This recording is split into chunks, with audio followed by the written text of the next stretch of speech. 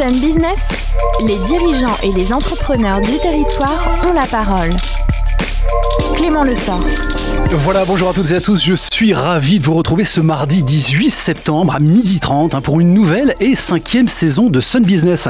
À travers cette émission, je continuerai à chaque semaine à vous faire découvrir les entreprises de notre territoire, les entreprises mais également les femmes et les hommes qui sont derrière ces projets, celles et ceux qui innovent, investissent, créent des emplois et qui parfois prennent des risques. Ils nous raconteront leur histoire et ce qui les anime tous les jours, l'opportunité aussi de vous parler d'économie, d'innovation, de recrutement, de l'ensemble des dispositifs qui accompagnent et sécurisent aussi le parcours entrepreneurial. Aussi, l'occasion de valoriser ce qui fait sans doute une des particularités, spécificités de notre territoire, cette capacité à savoir conjuguer les compétences et les forces vives du monde institutionnel, entrepreneurial, académique et celui de la recherche au service de notre économie. Enfin, et peut-être vous donner à vous aussi l'envie, le goût d'entreprendre un jour.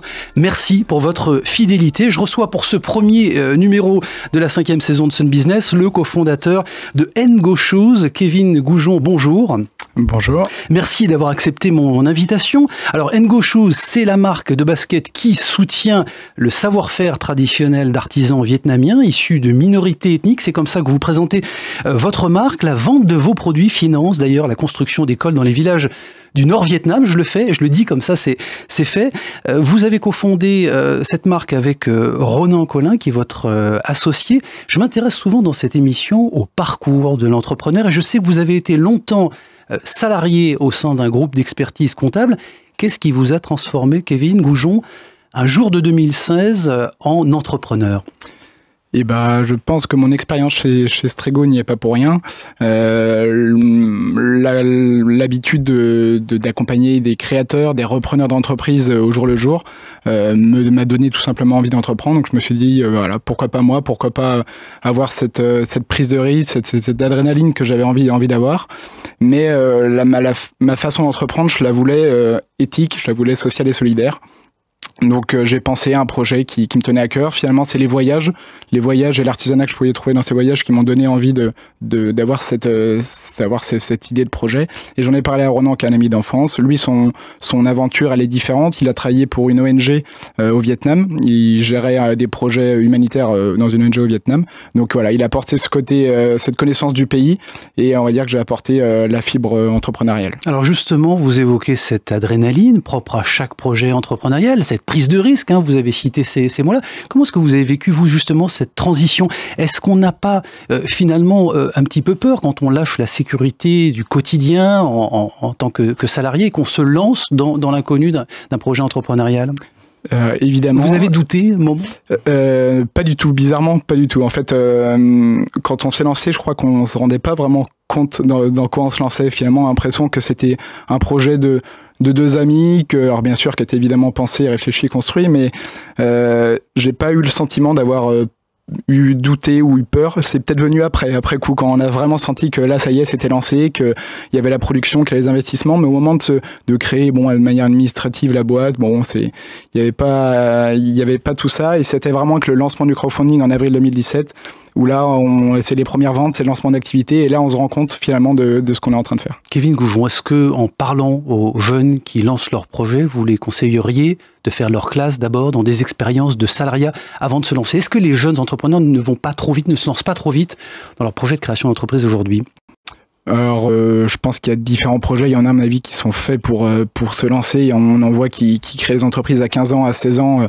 Moi, je sais que j'aurais pas pu le faire sans une activité salariée avant. Ça m'a appris de l'organisation, de la structure, avoir ce côté professionnel. Enfin, ça m'a appris tout un tas de savoir-être au travail, etc., qui sont indispensables aujourd'hui, et j'aurais pas pu faire sans. Maintenant, il y en a sûrement qui apprennent dès le plus jeune âge à entreprendre. Moi, je pense que c'est une bonne chose. Vous avez parlé un petit peu de crowdfunding et donc de financement à la création de ce projet-là. Ce sont aussi vos deniers personnels que vous avez engagé, que vous avez mis sur la table? Oui, bien sûr. Ouais, on est parti avec à la fois nos fonds personnels et donc l'argent des précommandes qu'on a fait en crowdfunding et qu'on relance une campagne de crowdfunding à chaque nouvelle collection. Donc là, le 15 octobre, on relance une nouvelle campagne sur Ulule pour notre nouvelle collection. Et voilà, cette façon à la fois d'avoir une avance de stock qui est faite par les précommandes, et en plus d'avoir une communication de visibilité sur le nouveau produit et la nouvelle collection. Ça veut dire que les banques ne vous ont pas fait confiance au démarrage? On n'a même pas été vers les banques.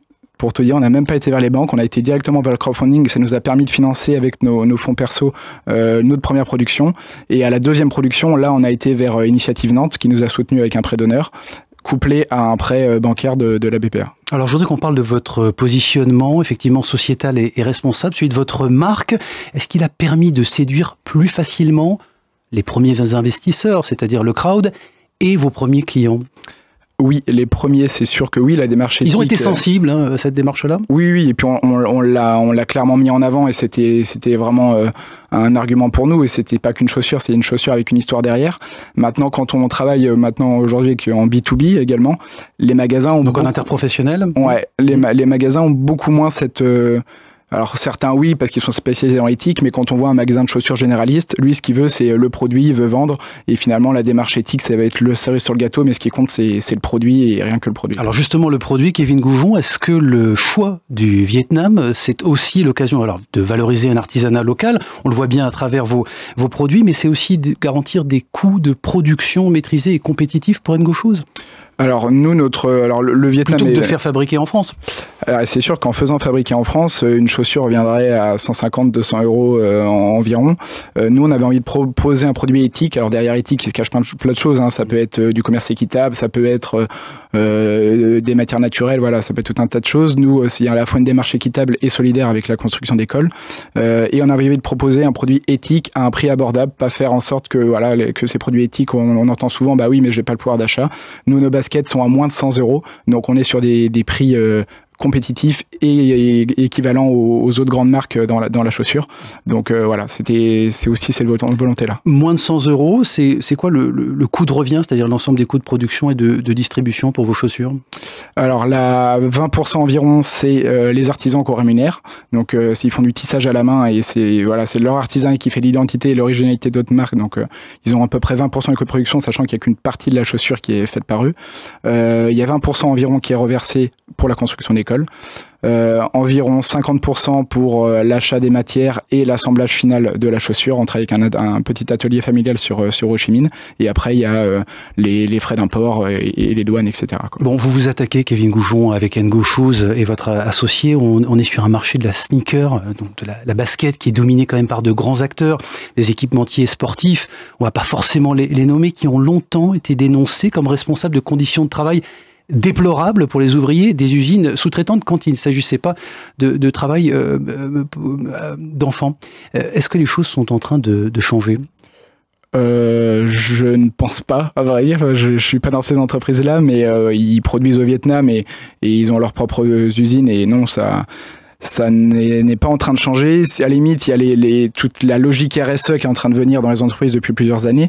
Maintenant, dans les faits, je crois pas que dans la production, il suffit de voir un peu Nike avec le maillot de l'équipe de France de football. Là, il n'y a pas une volonté encore de rémunérer ceux qui produisent et ceux qui font finalement tout le produit.